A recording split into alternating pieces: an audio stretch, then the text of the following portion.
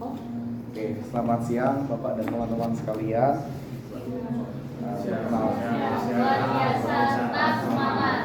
Perkenalkan, nama saya Nathanael Bintang dari kelas 11 5 absen 25. Kali ini saya akan mempresentasikan buku yang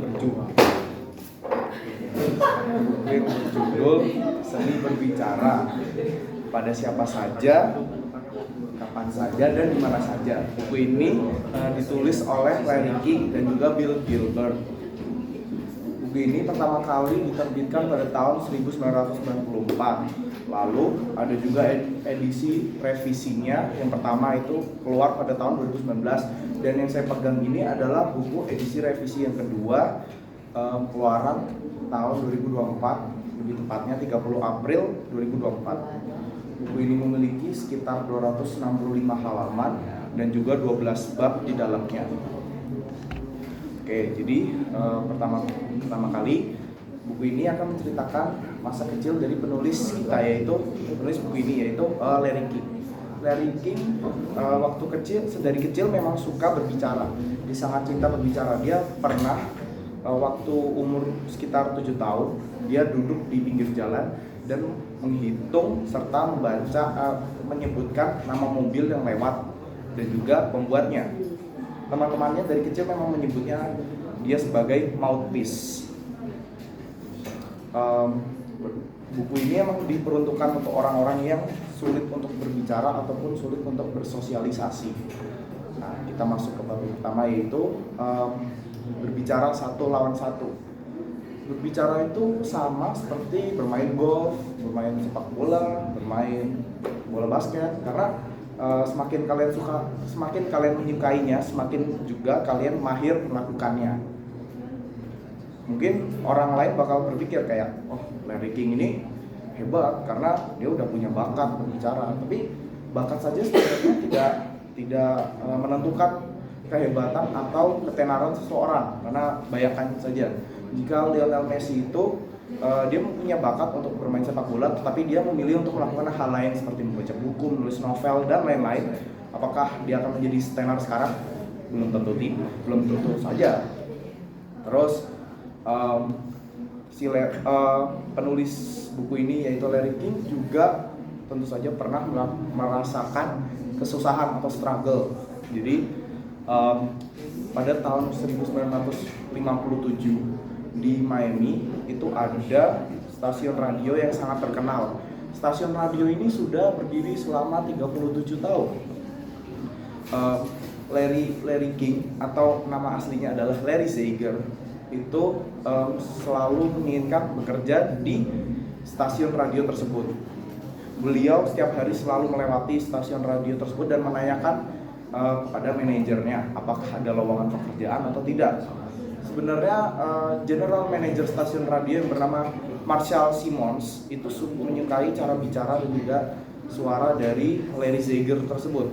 Tetapi sayangnya belum ada lowongan, sehingga Larry Sager pun ya lumayan sedih, tapi dia tetap tidak berkecil hati dan setiap hari selalu datang ke kantornya untuk menanyakan apakah ada lowongan. Bahkan dia selalu menulis cerita pendek yang dikirimkan kepada penyiar agar dibacakan. Lalu pada suatu hari salah satu penyiar radio di stasiun radio tersebut itu keluar atau pindah kerja. Nah, akhirnya dengan cepat Marshall Simmons mengundang Larry Sager untuk bekerja di sana. Larry Sager pun sangat senang karena impiannya menjadi nyata. Ya, impian dia menjadi penyiar radio di Miami itu. Lalu Marshall Simmons pun berkata, mulai besok kamu akan bekerja di stasiun sini dari pagi jam 9 sampai sore, setiap hari Senin sampai Jumat. Larry Sager pun sangat berbahagia. Dia pun pulang sampai malam pun dia tidak bisa tidur. Dia selalu memikirkan kata-kata apa yang akan diucapkan di stasiun radio nanti. Dia akhirnya saat pagi hari tiba, dia segera bergegas ke stasiun radio untuk bekerja. Dia membawa lagu demnya untuk membuka pembicaraan yang akan dia bicarakan. Lalu saat sudah sampai ke tempat kerjanya, Marshall Simmons memanggil Larry Sager untuk ke kantornya. Di situ Marshall Simons mengucapkan selamat kepada Larry Sager karena dia sudah mau bekerja di stasiun radio tersebut.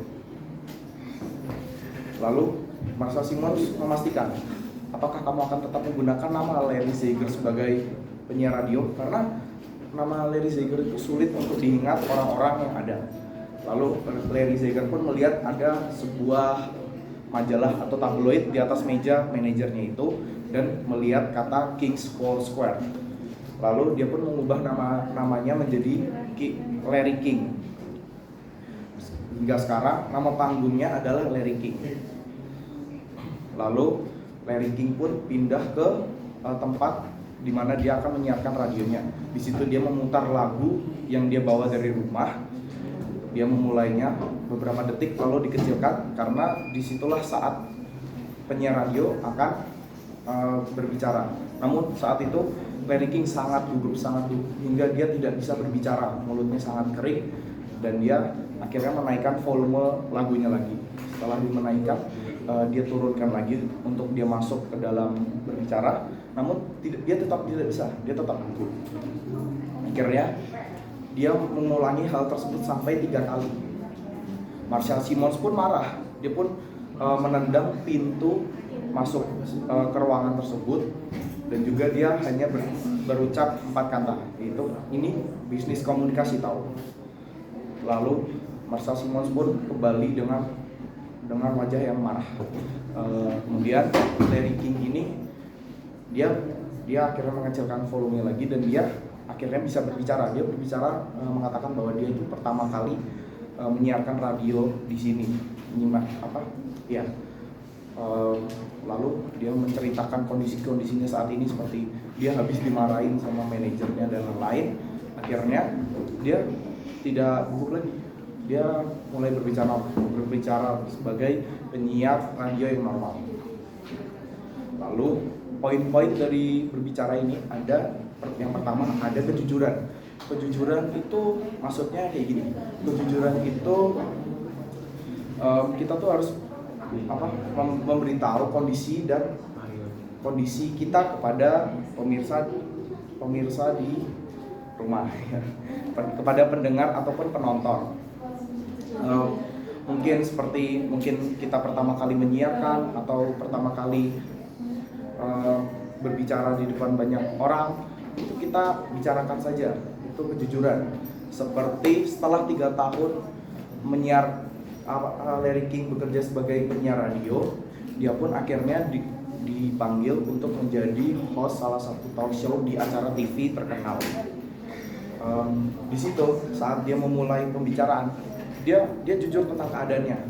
Dia berkata bahwa ini pertama kali saya melakukan host di acara TV secara langsung dengan banyaknya penonton dan juga penonton yang ada di rumah.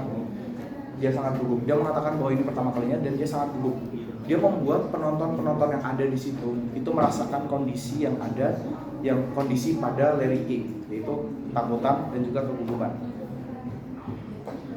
Lalu setelah dia berhasil mengatakan kondisinya saat ini, dia menjadi lebih baik dalam menyampaikan pesan-pesan ataupun saat berbicara dengan audiens yang ada di stasiun TV tersebut.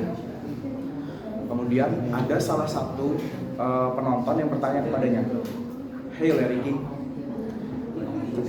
bagaimana jika Anda sedang berjalan-jalan santai di NBC News, Anda tiba-tiba ditarik oleh seseorang untuk menjadi host berita di sini karena host yang harusnya bekerja saat ini sedang sakit."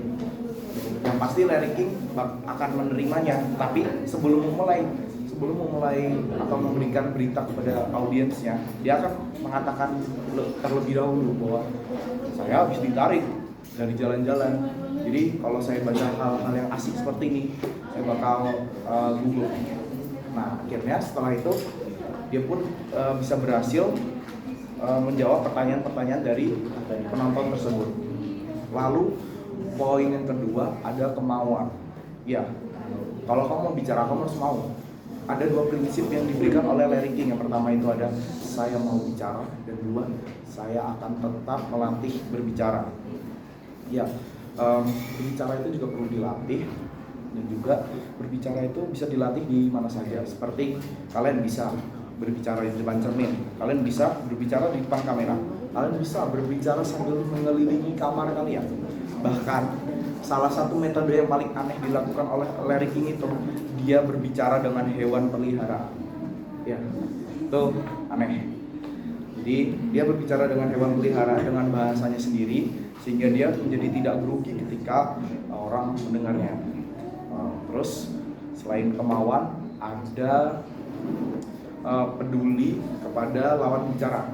Ya, saat berbicara kalian itu harus menunjukkan rasa ketertarikan, rasa peduli kepada orang yang Anda ajak bicara. Contohnya, karena Larry King sudah sering menjadi host di TV, dia selalu kedatangan tamu. Nah, saat tamunya berbicara, Larry King selalu menunjukkan ekspresi yang tertarik, seperti ekspresi tertarik, seperti ingin tahu apa kelanjutannya dan lain-lain. Bahkan Larry King pernah menanyakan hal-hal di luar skripsi karena memang dia menunjukkan ketertarikan pada tamu itu, sehingga tamunya pun merasa lebih dihargai. Oh, orang ini dengerin pembicaraan, dia benar-benar menyimak apa yang aku bicarakan. Jadi ketika kamu memberikan kepedulian atau ketertarikan pada orang lain, jelas orang tersebut akan memberikan hal yang serupa. Nah, terus yang terakhir ada poin keterbukaan diri. Keterbukaan diri itu bukan berarti kalian harus membeberkan atau membocorkan data-data pribadi kalian seperti akte kalian dan lain-lain. Keterbukaan diri itu lebih ke kalian membuka pembicaraan dengan cara kalian menyebutkan hal-hal dari diri kalian. Tidak mesti yang tidak harus yang menarik. Contoh kecil seperti kamu berasal dari mana, kamu lahir di mana, seperti itu bisa membuka pembicaraan. Mungkin ada hal yang sama, karena dengan adanya hal yang sama, pembicaraan itu akan terasa lebih menarik karena kalian sama-sama mengerti yang kalian suka. Jadi contohnya seperti saat itu Larry King setiap berbicara dengan orang atau dengan tamu yang ada, dia selalu memberikan dua data. Seperti yang pertama, dia itu pasti dari Brooklyn. Yang kedua, dia itu orang Yahudi. Kenapa Larry King berbicara seperti itu? Karena dia itu memang ingin orang lain tahu bahwa dia itu dari Brooklyn dan dia bangga menjadi orang Yahudi. Contoh lainnya ada pada penyanyi seperti Millions. Ada penyanyi Western Country yang jadi salah satu tamu dari acara tersebut. Dia penyanyi yang gagap. Iya, penyanyi yang gagap. Dia itu ketika bernyanyi dia gagap, namun saat berbicara gagap itu terlihat. Bukannya merendahkan diri atau bagaimana, tapi penyanyi tersebut menggunakan kekurangannya yaitu seperti gagap itu menjadi kelebihannya seperti daya tariknya. Kok bisa orang gagap bisa menyanyi lebih baik daripada orang yang tidak gagap gitu. Nah, dan juga ada seorang jutawan. Dia sebagai salah satu tamu dari acara TV tersebut. Dia memiliki catatan seperti sumbing, yang dimana sumbing itu ketika berbicara itu sulit dimengerti. Pertama kali pun Larry King menyebut bahwa lebih memikirkan kayak ini bahasanya sulit, tapi dia selalu menunjukkan ketertarikan apa yang dibicarakan oleh orang tersebut. Bagaimana dia bisa jadi wirajutawan padahal dia punya catatan sumbing, yang dimana padahal dia itu bakal sering berbicara pada orang seperti diundang atau melakukan transaksi dan lain-lain, dia pasti berbicara. Namun orang tersebut mempunyai metode yang bagus terhadap kecatatannya tersebut, yaitu dengan cara keterbukaan diri. Keterbukaan dirinya itu dia mau berbicara dengan orang tanpa menutupi kecacatannya yaitu sumbing, sehingga bahkan dia berkata bahwa dia itu lucu kalau bicara tuh aneh.